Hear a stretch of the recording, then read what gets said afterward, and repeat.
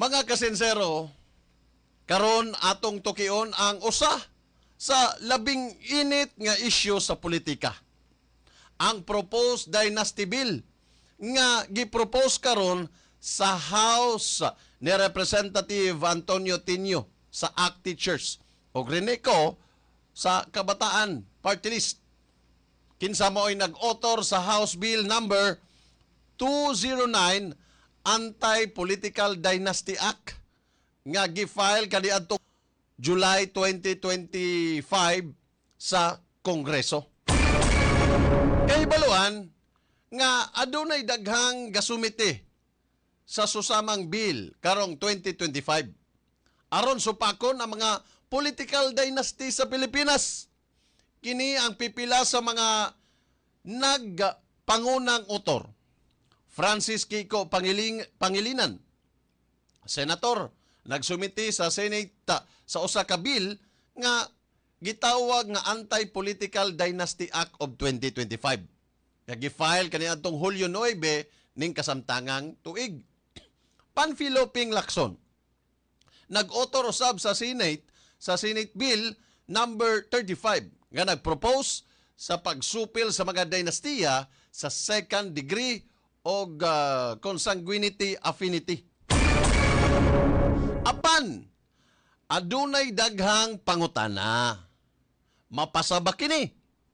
Bisan nga daghang pamilya sa politika ang naa sa poder karon.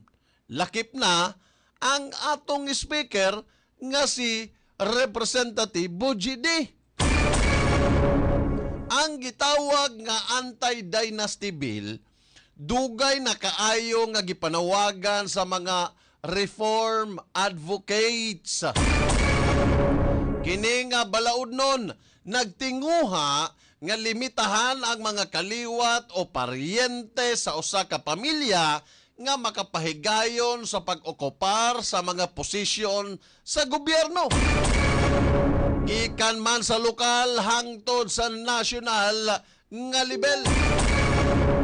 Sa kasamtangan, walay klaro nga balaod nga nagdumili niini bisan pa man gisulat sa atong 1987 Constitution nga the state shall guarantee equal access to opportunities for public service and prohibit political dynasties as may be defined by law. Apan hantod karon wala pa'y nakapasa nga balaod aron tukion og ipatuman kini. Ang pangutana karon, nganong dugay man? Kung tanaw nato ang komposisyon sa Kongreso, gikan sa Senado hangtod sa House of Representatives, hapit ka 5% o halos 50% sa mga miyembro niini adunay paryente nga opisyal sa ubang level sa gobyerno. Pananglitan, ang atong speaker nga si Bujidi gikan sa usa ka pamilya nga dugay na sa politika sa Isabela. Aduna sab gitay mga inilang apelyido sa Senado o kapulungan, mga Marcos, Duterte, Cayetano, Villar, Estrada o guban pa.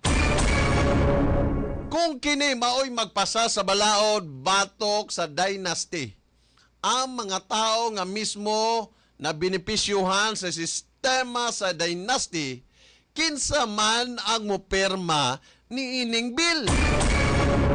Mao kini ang dakong irony nga atong masaksihan. Apan, dili man pod nato ikalimod nga kung mapasa ang dynasty bill, aduna kini dagkong kaayuhan alang sa katawhan o sa atong demokrasya.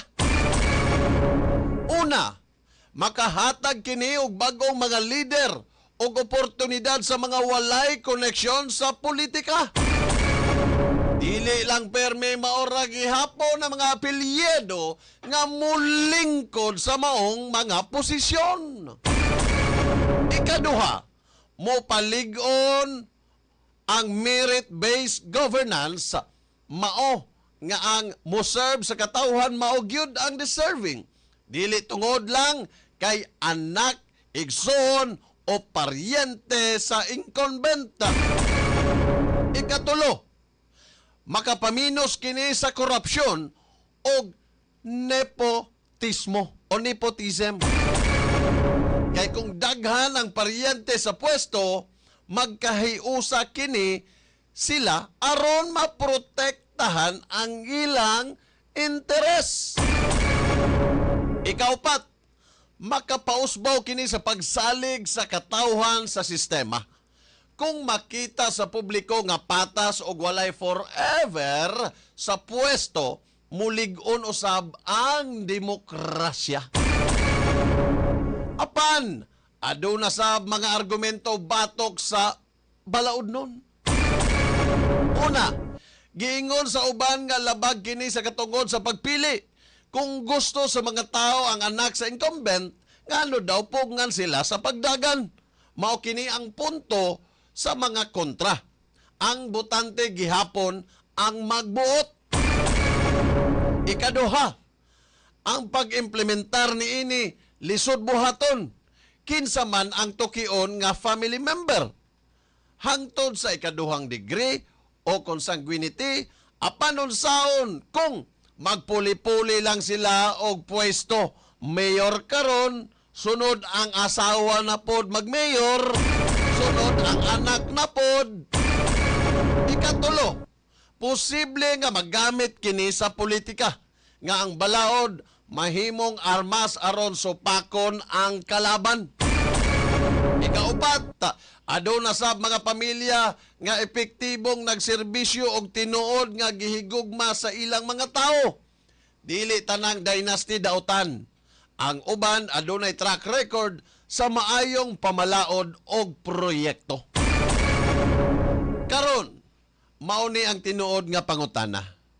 Mapasabag yun kaha ang dynasty bill karong panahona? Kung ang Kongreso karon puno sa mga pamilya nga dugay na sa politika, sama ni Speaker Bojidi ug uban pang mga inilang dinastiya, daghang eksperto ang nagduda. Lisod nga ipaabot nga ang usa ka grupo nga nakapahimulo sa sistema mauusab ang magbag-o niini. Mao bitaw nga giingon sa uban, no dynasty will legislate its own extinction. Bisan pa man, adunay pipila ka mga representante og senador nga nagsulong niini ang aron ipakita nga tinuod nga reforma. Pero hangtod dili makabot ang political will sa kadaghanan, murag lisod nga mapasa kini. Sa katapusan, mga kasinsero, ang dynasty bill usa ka dako nga lakang kon mapasa. Apan usa-usab kahagit sa atong sistema nga puno sa interes og pamilya. Kung gusto gyud nato nga ang gobyerno magpabilin nga serbisyo og dili negosyo, kinahanglan nga ang mga leader mismo magpakita og ehemplo sa paghatag og lugar sa uban. Ang kamaturan, dili lang kini laban sa mga politiko, kundi laban alang sa patas nga kaugmaon. Ang tinuod nga demokrasya dili mapuno sa mga apelyido ug mapuno lamang kini sa paglaom, kakugi ug kabag-uhan. Ang tinuod nga gahom anaa gihapon sa katawhan. Prinsipyo sa Radyo Sincero.